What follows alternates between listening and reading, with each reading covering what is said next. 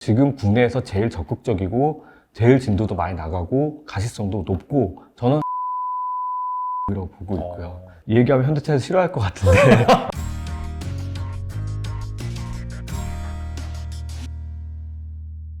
그럼 미국 말고 약간 좀 딴? 네. 근데 우리나라 얘기로 말씀드리면은 네. 빠르진 않아요. 빨리 하진 않았어요. 그렇죠. 네. 그리고 아까 말한 조비나 베타나 이런 회사들은 거의 뭐 2010년 이전부터 이걸 해왔던 거고요. 10년 더 이상. 그러니까 구상한 것까지 시작하면은 뭐 2000년 전이라고도 할 수 있어요. 근데 그게 왜 그 사이에는 스탑이 됐냐? 아까 말씀드린 것처럼 배터리도 안 되고 모터도 안 되고 하니까 이제 못했던 거다가 거기에 이제 이런 게 겹쳐지니까 아이디어 차원에서 점점 더 발전해서 이렇게 온 거고요. 우리나라는 그렇게 어려웠죠. 왜냐면 우리나라는 인프라가 없어요. 우리나라는 비행기 만드는 나라가 아니잖아요. 그렇죠. 예, 그래서 인력이나 뭐 이런 게 없기 때문에 그런 거고. 그래도 되게 대기업 쪽에서 이제 적극적으로 먼저 들어온 거는 일단 한화 같은 경우는 하나그룹 같은 경우는 2019년 6월, 7월 예, 그때 하나 시스템에서 이제 발표를 했고요. 한 두세 달 뒤에는 현대차에서 또 발표를 했습니다. 그래서 이제 큰 회사들에서 매우 큰 돈이 이제 들어가게 되면서 부각을 받게 됐고, 네. 이제, 예, 그렇게 먼저 그 뒤 얘기를 먼저 해드리면은, 일단 또 근데 한화랑 현대는 또 달라요. 접근 방법이 다른 것 같아요. 네. 물론 저는 이제 외부에서 보는 거라서 네. 내부 사항까지 정확하게 아는 건 아닙니다만, 일단 결론을 먼저 말씀드리면은 지금 국내에서 제일 적극적이고 제일 진도도 많이 나가고 가시성도 높고 저는 하나 시스템, 하나 그룹이라고 보고 있고요. 네, 근데 언론에서는 되게 이제 현대차 쪽에 되게 많이 내는데 네. 얘기하면 현대차에서 싫어할 것 같은데 그리고 저는 그냥 제가 보이는 걸로 얘기하는 겁니다. 개인 견해를 말씀하신 거니까. 네, 아니면은 저한테 연락 주세요. 아니라고 설명해 주세요. 이건 공개된 게 없기 때문에 네. 저는 이제 보이는 걸로밖에 얘기할 수 없는 건데 네. 일단 같은 시기에 했지만 처음에 하나 같은 경우는 그 기체 이비톨 만드는 거에 있어서 미국의 오버에어라는 회사를 만들어요. 예, 카렘 에어크래프트라는 되게 유명한 이제 방위산업체인데 거기에서 스피노프 돼서 기술은 거기서 제공하고 자본은 하나씩 쓰면 되는 형태로 해서 오버에어라는 뭐 조인트 벤처라고 표현해도 되는데 거기서 지금 진행을 하고 있고요. 돈도 거기서 이제 1차 시리즈 A로 투자를 했고 아마 시리즈 B가 올해 상반기에는 아마 또 될 거예요. 그리고 진도도 많이 나갔어요. 그래서 이미 아마 올해는 이제 시제기라고 하는데 그게 나올 거고요. 그 시제 가지고 인증을 해서 2025년에는 인증을 완료하고 2026년부터 상용화하는 게 목표입니다. 네, 그 실제로 이건 제가 그냥 뭐 제 머릿속에서 나온 게 아니고요. 그 홈페이지 가면 다 나와 이미 공개를 많이 해줬어요. 그래서 이제 제가 이렇게 말하는 거고 네. 실제로 이제 진행을 하고 있고 근데 현대차 같은 경우는 처음에부터 그냥 그렇게 하지 않고 우리가 하겠다 약간 이런 스탠스고요. 그래서 이제 관련된 뭐 유명하신 이제 신재원 박사님이라고 나사에 계셨던 분인데 이렇게 또 이제 모셔오고 막 이렇게 해오는데 그 사이에 이미 19, 20, 21, 22 거의 3, 4년 지났는데 딱히 뭐 없어요. 네, 추가적으로 뭔가 발표된 거다. 일단 뭐 기체 영상도 없고요. 그냥 컨셉 그런 사진밖에 없지 이게 뭐 뒤에 한 건 없어요. 근데 이제 그동안에 발전한 거는 그래도 미국의 법인을 만들었고요. 그게 처음에는 이름이 제네시스 에어 모빌리티였는데 여기 이름이 이제 슈퍼널로 바뀌었어요. 그래서 슈퍼널이라는 새로운 어떻게 보면 스타트업 같은 회사를 만들었고요. 네. 거기에 처음에 현대차가 원래 100% 주주였는데 돈을 더 추가했죠. 그래서 기아랑 모비스에서도 네. 몇백억씩 넣어서 한 1,500억인가 더 들어가서 지금 거기에서 이제 거기에 연구시설 짓고 해서 짓겠다라고 하는데 속도는 좀 느려요. 그래서 그들의 지금 공개적으로 말하는 거는 2028년 상용화 목표예요. 근데 그 목표니까 역산 제가 해보면은 지금 없다란 얘기예요. 지금부터 속도 말로 빡시게 하면 이제 아마 그때까지 가는 거고 다행히 이제 그런 슈퍼널이라는 조직도 회사도 만들어주고 해서 아마 인력 뽑아가지고 설계 들어가고 하면은 28년에 이제 되는 그림일 것 같은데 현재는 늦다는 거죠. 제 말은. 근데 뭐 현대에서 말하는 것도 우리는 뭐 빨리 할 거 아닌데 뭐 이런 식으로 말을 해요. 그 말도 틀리지 않습니다. 그런 전략도 그렇지만 예, 이제 앞서가는 게 더 유리하죠. 제가 봤을 때는 예, 그렇게 돼 있고 하나만 더 말씀드리면은 국산은 없냐? 예, 국산도 개발하고 있어요. 한국항공우주연구원에서 오파브라는 이제 그거 개발하고 있고요. 여기에는 한국항공우주연구원이 이제 주도적으로 하고 있고요. 민간에서는 카이, 현대차, 하나시스템, 또 중소기업에는 베셀 에어로스페이스라는 회사가 네네. 이렇게 같이 이렇게 하고 있고, 최근에 이제 축소기 모형은 끝났고요. 여기 이제 풀스케일로 만드는 게 아마 조만간 시작이 될 건데, 그런 것도 하고 있고, 또 다른 뭐 한국 항공우주산업 카이 같은 경우도 자체적으로 이제 뭐 한번 도전해 보겠다라고 해서 이렇게 나온 게 있고요. 이거 말고는 뭐 SK텔레콤, 뭐 롯데, 카카오 이런 데도 이제 출사표를 던졌는데, 다른 점은 거기는 이제 이비톨을 직접 하는 게 아니고요. 이제 들여와서 다른 서비스를 서비스, 하겠다. 모빌리티 서비스 하겠다. 네, 이제 그런 차이는 있습니다. 알겠습니다. 그러면 지금까지 이 네. UAM 관련된 뭐 산업의 성장성 그리고 핵심 경쟁력을 가지고 있는 기업에 대해서 말씀해 주셨는데, 이렇게 뭔가 큰 혁명이 일어난다, 네. 모빌리티 혁명이 일어난다라고 한다면 분명히 그 유관 산업도 성장할 수 있을 것으로 생각이 되거든요. 네. 그래서 이 UAM 혁명으로 비롯된 뭔가 같이 수혜를 볼 만한 산업이 뭐가 있을까요? 아, 정말 이것도 너무 많아서 네.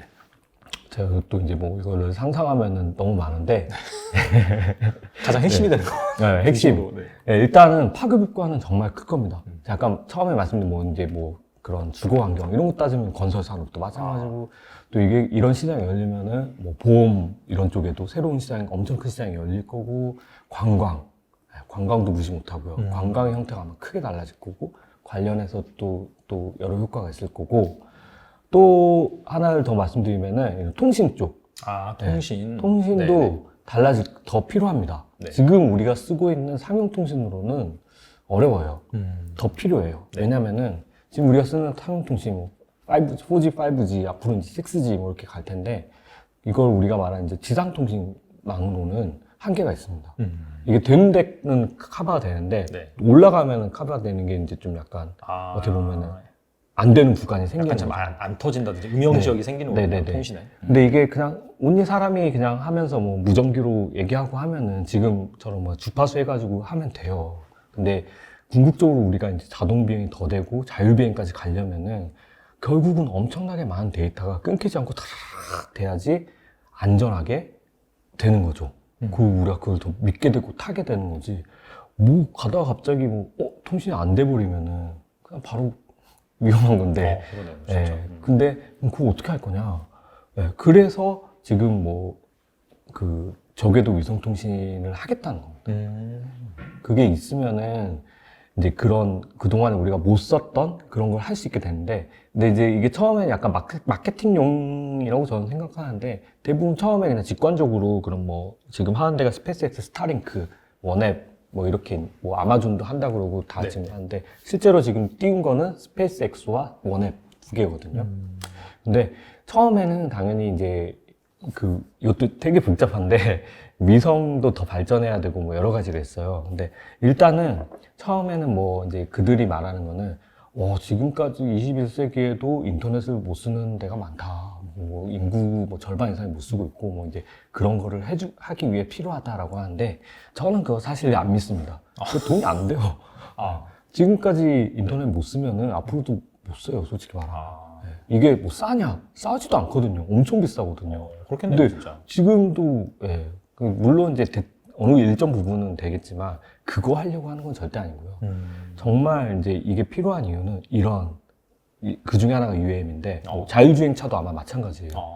그런 게 되려면은 끊기지 않는 게 일단 중요하고, 속도가 빨라야 돼요. 맞아요. 네, 지연 레이턴시라고 하는데, 지금도 우리가 정지궤도에서 쓰고 있어요. 네, 근데 이거의 문제는 레이턴시가 있어요. 지상 36,000km까지 왔다 갔다 해야 되니까, 아무리 이게 전파 빨라도 0.5초 정도가 있거든요. 0.5초 별거 아닌 것 같지만, 정말 이거 생각하시면 돼요. 가끔 그 국제전화 같은 거 하시다 보면은, 말 살짝 느린 거 있잖아요. 그런 거 맞아요. 네, 뭔지 아실 거예요. 네. 전화하다 보면은, 얘기했는데, 응? 한 다음에 대답 오고. 뭐 TV 보면은 그 뉴스에서 약간 저 해외 나가 있는 특파원이랑 그 앵커랑 얘기할 때 이거 딱 저 티나요. 가끔 이제 해외 투자자랑 뭐 할 때 보면은 그렇게 레이턴시 걸릴 때 있거든요. 그냥 그걸로, 그때는 아마 이제 위성으로 가니까 그런 것 같은데, 네. 진짜 짜증나요.